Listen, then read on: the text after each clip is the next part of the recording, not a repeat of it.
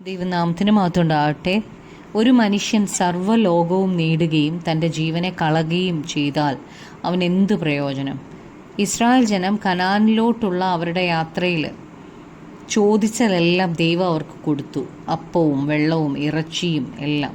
എന്നാൽ അവർ ചോദിച്ചത് അവരുടെ ശരീരത്തിന് വേണ്ടിയതായിരുന്നു, അവരുടെ ആത്മാവിനുള്ളത് അവർ ചോദിച്ചില്ല. അതുകൊണ്ട് 20 ലക്ഷത്തോളം ഇസ്രായേൽ ജനത്തെ മിസ്രൈമിൽ നിന്ന് പുറത്തു കൊണ്ടുവന്നെങ്കിലും 2 പേർ മാത്രമേ വാഗ്ദത്ത ഭൂമിയായ കനാനിൽ എത്തിയുള്ളൂ, കാലേബും ജോഷുവയും. ബാക്കിയുള്ളവരെല്ലാം മരുഭൂമിയിൽ പട്ടുപോയി. എന്നാൽ ശമരിയാക്കാരി സ്ത്രീയെ നമ്മൾ കാണുന്നുണ്ട്. വെള്ളം കോരാൻ വന്ന ശമരിയാക്കാരി യേശുവിനോട് താൻ വെള്ളം കോരുവാൻ കിണറുവരെ വരാതിരിക്കാൻ ഒരിക്കലും ദാഹിക്കാത്ത വെള്ളം ചോദിച്ചു. തന്നോട് സംസാരിക്കുന്ന ഞാനാണ് മശിഹ എന്ന് യേശു അവളോട് പറഞ്ഞു.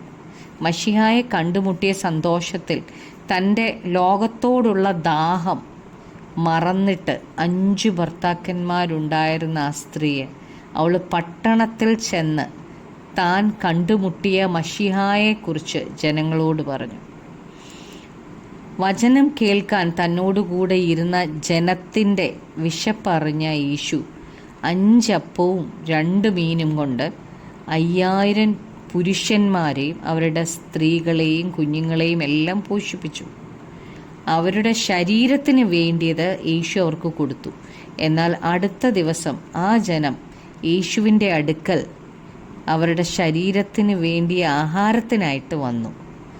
അപ്പോൾ യേശു അവരോട് പറഞ്ഞത്, സ്വർഗത്തിൽ നിന്ന് ഇറങ്ങിയ ജീവനുള്ള അപ്പം ഞാനാകുന്നു.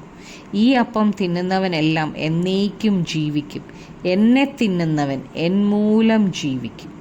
അവൻ്റെ ശിഷ്യന്മാർ പലരും അത് കേട്ടിട്ട്, ഇത് കഠിനവാക്ക്, ഇത് ആർക്ക് കേൾക്കാൻ കഴിയും എന്ന് പറഞ്ഞ് പിൻവാങ്ങിപ്പോയി. ഒടുവിൽ പുരുഷാരമെല്ലാം പോയി. ഒടുവിൽ യേശുവിൻ്റെ കൂടെ 12 ശിഷ്യന്മാർ മാത്രം ശേഷിച്ചു. യേശു അവരോട് പറഞ്ഞു, നിങ്ങൾക്കും പൊയ്ക്കൊള്ളുവാൻ മനസ്സുണ്ടോ? ഉടനെ ശിമോൻ പത്രോസ് അവനോട്, കർത്താവേ, ഞങ്ങൾ ആരുടെ അടുക്കൽ പോകും? നിത്യജീവൻ്റെ വചനങ്ങൾ നിന്റെ പക്കലുണ്ട്. നീ ദൈവത്തിൻ്റെ പരിശുദ്ധൻ എന്ന് ഞങ്ങൾ വിശ്വസിച്ചും അറിഞ്ഞുമിരിക്കുന്നു എന്നുത്തരം പറഞ്ഞു. നമുക്ക് പ്രാർത്ഥിക്കാം. കർത്താവേ, ഞങ്ങളുടെ ശരീരത്തിനുള്ളതിനേക്കാൾ ഞങ്ങളുടെ ആത്മാവിനുള്ളതിനു വേണ്ടി കരുതുവാൻ ഞങ്ങളെ സഹായിക്കണമേ.